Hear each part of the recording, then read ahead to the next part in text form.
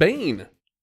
Diamond Select Toys has released another outstanding Christopher Nolan-based Batman statue, and this time it's Bane from The Dark Knight Rises.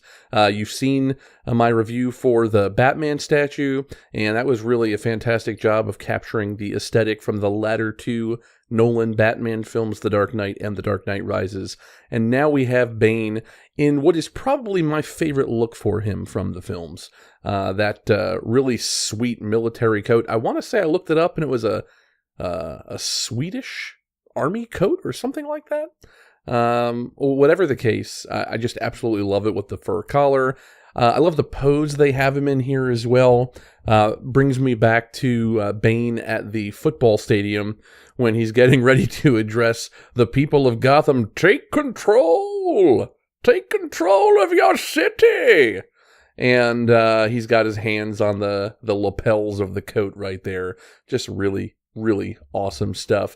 The head with the mask looks really great.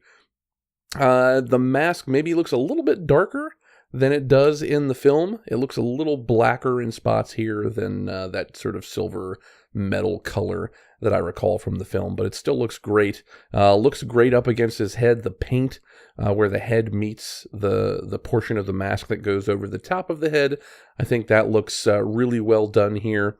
I really, really love the detail, both in the sculpt and the paint on the body here. You just look at his coat, his chest, his belt, the legs of his pants. I mean, the pants and the coat look like real fabric, all the way down to his very leather-looking boots. Just really good stuff. Look at some more of the detail on the coat, just looking at different angles here.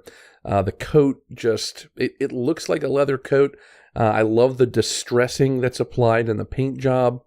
Really reminiscent for me of the Batman Who Laughs gallery statue that I reviewed some months ago, where you just had a eerily convincing take on leather. And you have to remember that this is a plastic statue. It's plastic and paint. So excellent job from Diamond on this. Probably the one slight downside on this one is the base. I love that they wanted to use the camouflaged tumbler that Bane stole from Wayne Enterprises. He stole more than one of them, actually. I like that they wanted to use that for the base. So from a sculpt and design perspective, I'm totally on board with that. It's just there are spots where the paint is a little bit less convincing, both because the texture of the paint just doesn't look as authentic as the textures on the rest of the statue. And then also because there's a spot or two where you can kind of see the color beneath the paint showing through the beige, where maybe they ought to have applied another coat just in spots here to make it cover a little bit better. But you know what? Overall, the base is but a small part of this, and you only notice its flaws when you're really close to it. This is an outstanding collectible commemorating the Nolan Batman films and really commemorating Batman's 80 years. And if you're a fan of the Nolan films and a fan of Bane in particular from The Dark Knight Rises, you've got to get this one on your shelf.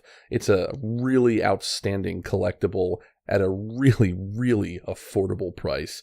You can find this one in stores now. That came out this week, I believe. Just look for it anywhere Diamond's products are sold. That's Amazon, your comic book shops, any specialty stores where they might carry Diamond Selects toys. Until next time, I'm Brian Warshaw. Enjoy.